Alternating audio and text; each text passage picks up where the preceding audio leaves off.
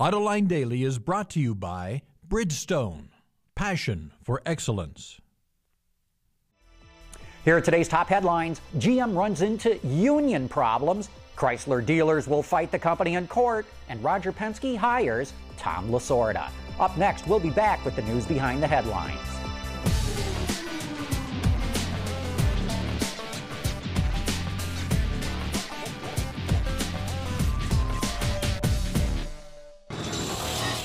This is Autoline Daily for Wednesday, May 20th, 2009, and now the news. The Detroit Free Press reports that General Motors is running into problems negotiating new contracts with the UAW and CAW. It quotes a flyer the CAW sent to members saying the next few days will be worrisome and frightening. GM wanted these deals finalized by next Tuesday, but now it looks like that will not happen, all of which makes a bankruptcy filing all the more likely.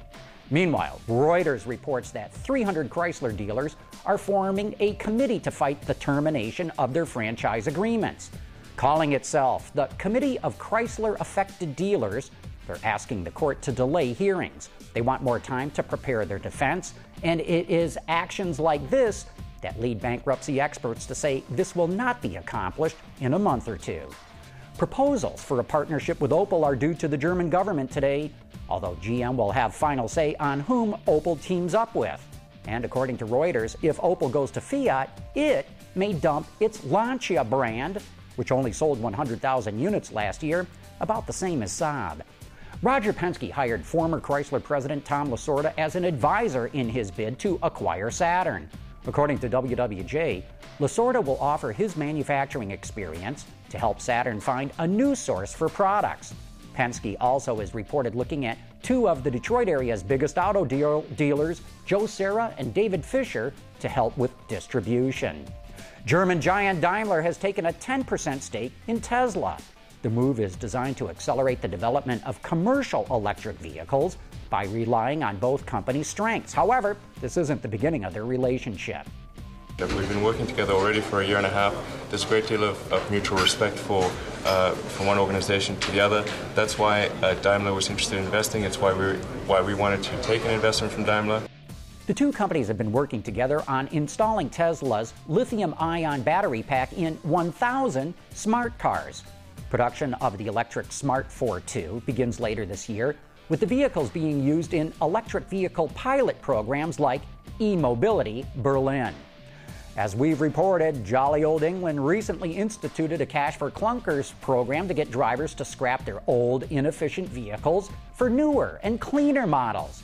That's an honorable goal, but Auto Trader UK reports two motorists in the kingdom used the provision to purchase Nissan GTRs. They bought the supercars within 5 hours of the start of the program. Coming up next, it's time for You Said It.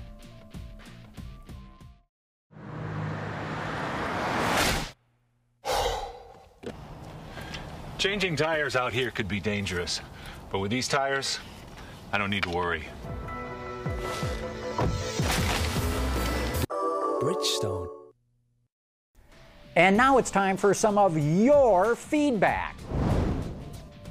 This is You Said It. Every day we get all kinds of comments and questions from you, our viewers. You Said It gives me a chance to respond. Alex Kovnat wrote in to ask, will the cars available in the future be such overburdened, weak and weedy things, owing to the double whammy of increasingly stringent safety combined with draconian fuel economy requirements, that will be limited to travel at no more than 45 miles an hour?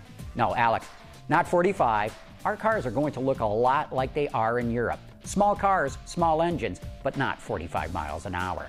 And along those lines, George wrote in to comment on the new fuel economy regulations. The government saying the new fuel emission standards will add $1,300, but all the current hybrids cost $3,000 more than non-hybrid versions, and to get the substantial weight reduction will require expensive materials. I do not disagree with the need for higher mileage and better emissions. I just wish the government would tell us the truth, what it really means to the consumer, instead of sugarcoating these announcements. And boy, I do agree with that. And Tony Gray says, agree with you, John. A two-door G8 rebadged as a Chevelle SS would be a wonderful addition, and I don't think would kill Camaro sales.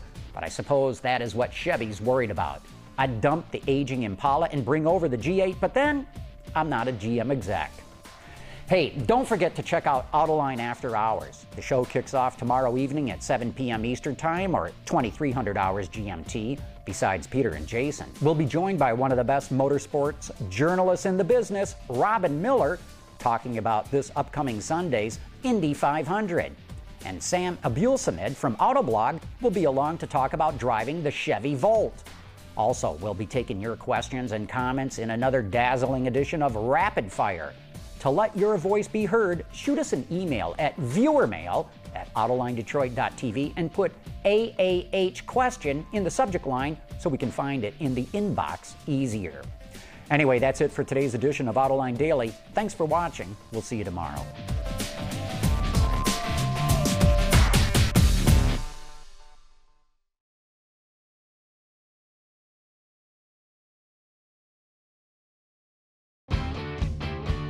Visit our website for even more great content all week long. Autoline Extra, Dawn's Journal, podcasts, and even more. So click over and get the inside view at autolinedetroit.tv.